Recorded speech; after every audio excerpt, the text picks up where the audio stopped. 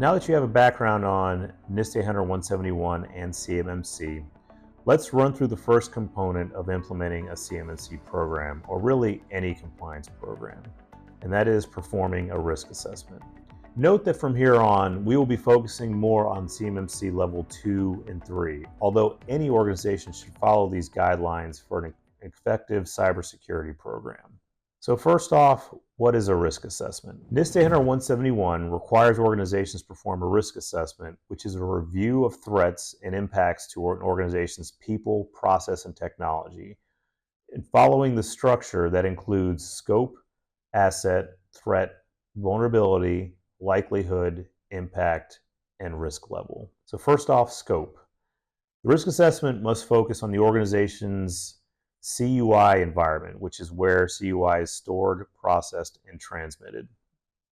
It must include all the components that comprise of that environment. Assets are hardware, software, and third-party cloud solutions that are managed by the organization that may store, process, or transmit CUI. Accurately documenting scope and assets is one of the most vital components of both the risk assessment and the system security plan, which we will cover next. Without proper identification of scope and assets, an organization cannot be sure that controls are actually safeguarding CUI across the entire environment. Assets may include hardware such as servers, switches, routers, printers, copiers, workstations, firewalls, access points, CNC machines, operational technology devices, any device on the network where CUI is stored, and any device that can connect remotely to that network. The assets also include software applications running on that hardware. It also includes third-party cloud systems. And finally, it includes external connections to the network to partners, customers, etc. It is also important to document user and system accounts for all devices and systems, local and global, roles and responsibilities of those users, and vendors with access to the environment. Beyond the scope, risk assessments are used to document and assess the following: threats, which can include malicious actors or natural disasters; vulnerabilities, which are weaknesses in the systems that threats can exploit; likelihood, the chance that a threat will exploit a vulnerability; and an impact, which is the damage that would be caused by that threat accessing that vulnerability. All of these put together will give you your risk level. So for instance, if we think of a threat as a malicious actor trying to gain unauthorized access to an email system, the vulnerability is the lack of multi-factor authentication. The likelihood we deem is high given the widespread use of phishing attacks and the lack of MFA, meaning unauthorized access is easy to do. And then the impact, severe. If someone gains access to your email system, they can cause lots of damage within your environment. Then the overall risk level of that threat and that vulnerability is high, and the organization should prioritize the mitigation of that vulnerability. Next, we're going to talk about system security plans. So a system security plan, or an SSP, is a formal document required by NIST 800-171 that describes how an organization implements the security controls necessary to protect its controlled unclassified information and federal contract information. The SSP provides a detailed overview of the security environment, processes, and measures in place, and is crucial for compliance with frameworks like DFARS and CMMC. The key components of a system security plan are similar to a risk assessment because the scope must be identified prior to either assessing a risk or identifying the required controls in place to mitigate those risks. So the first component of a system security plan is a system boundary. The SSP must define the boundaries of the system that process, stores, and transmits CUI. This includes specific information systems and network components that fall under the plan's scope. Security requirements and controls. The SSP should document how the organization implements the 110 security controls outlined in the NIST 800-171 compliance program. Each control should be addressed, including details on the specific measures or tools used to satisfy each requirement, and the personnel responsible for implementing those tools. System security plan may include gaps. At any given point in time, not all controls may be in place to secure CUI. Part of the goal of a system security plan is to identify those gaps so they may be put into a plan of action and milestones and remediated. The SSP must document roles and responsibilities. It must outline the roles and responsibilities of individuals responsible for implementing and maintaining security controls. This includes specifying the points of contact for various aspects of the security program.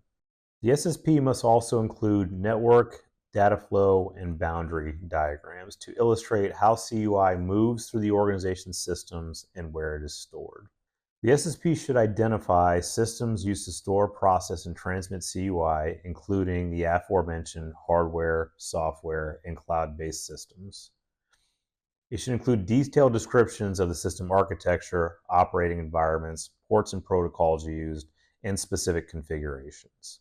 One of the most important pieces of a system security plan is incident response. The SSP should include details about the organization's incident response capabilities, including how cybersecurity incidents will be detected, managed, and reported, particularly those involving CUI, but not exclusively. For instance, a ransomware attack that brings down the availability of a system should also be reported. Policies and procedures.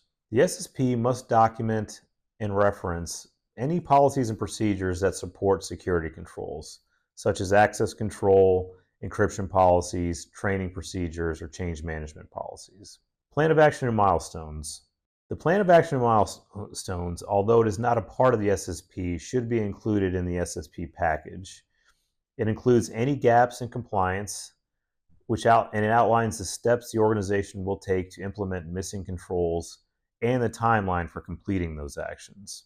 The SSP is a living document and must be regularly updated as new security measures are implemented, system change, or risks evolve. By developing and maintaining a comprehensive system security plan, organizations can document their approach to cybersecurity, protect CUI, and meet critical regulatory requirements. Next, we'll go deeper into Plan of Action and Milestones.